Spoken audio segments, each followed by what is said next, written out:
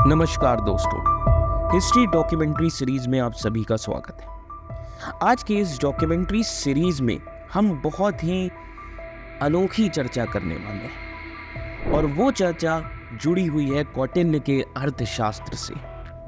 कौटिल्य ने अपने अर्थशास्त्र में राजद्रोही मंत्रियों को संभालने के लिए बहुत सारी चीजें लिखी और इसीलिए आज मैं आप सभी के सामने ये बताना चाहता हूँ कि किस तरीके से कौटिल्य ने अपने अर्थशास्त्र में राजद्रोही मंत्रियों या उन लोगों से निपटने के लिए विस्तृत रणनीतियाँ प्रदान करते हैं जिनकी निष्ठा राज्य के साथ नहीं है। इन उपायों का उद्देश्य राज्य को आंतरिक खतरों से बचाना और प्रशासन की स्थिरता और सुरक्षा सुनिश्चित करना है, जिसमें पहली चीज वो ये कहते हैं गुप्त दंड के बारे में। अब ये गुप्त दंड क्या है, आइए समझते हैं। सार्वजनिक अशांति से बचने और एक स्थिर शासन बनाए रखने के लिए कौटिल्य सलाह देते हैं कि गंभीर दंड गोपनीयता में दिए जाने चाहिए।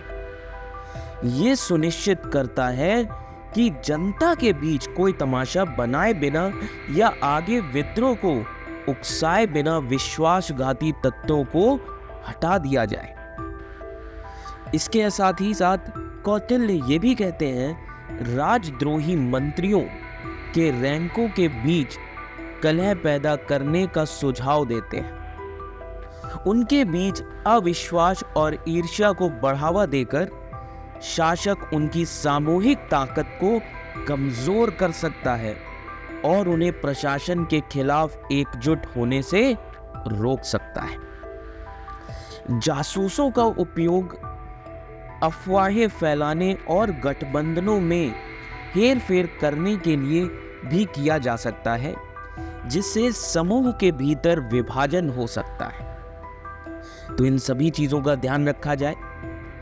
वफादार जासूसों का उपयोग वफादार जासूस विश्वासघाती मंत्रियों की निगरानी और उन्हें बेनकाब करने में महत्वपूर्ण भूमिका निभाते हैं। ये जासूस विभिन्न भेषों में खुफिया जानकारी इकट्ठा करने और उन्हें अपने सच्चे इरादों को प्रकट करने के लिए उकसाने के लिए संभावित गद्दारों के घेरे में घुसपैठ करते हैं।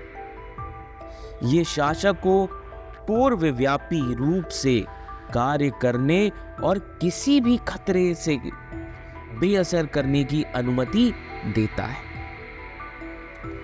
और इसी के साथ विश्वासघाती मंत्रियों द्वारा उत्पन्न खतरों पर जोर देते हैं, क्योंकि वे शासक के अधिकार को कमजोर कर सकते हैं और राज्य को अस्थिर कर सकते हैं। ऐसे व्यक्तियों की उपस्थिति निम्नलिखित का कारण बन सकती है, जैसे कि आंतरिक संघर्ष करवा सकते हैं ऐसे लोग। अब आंतरिक संघर्ष कैसे? निष्ठाहीन मंत्री शासक के खिलाफ साजिश कर सकते हैं, जिससे आंतरिक संघर्ष हो सकता है और प्रशासन कमजोर हो सकता है। दूसरी चीज ये है दुश्मनों के साथ गठबंधन। आइए इसको भी समझते हैं।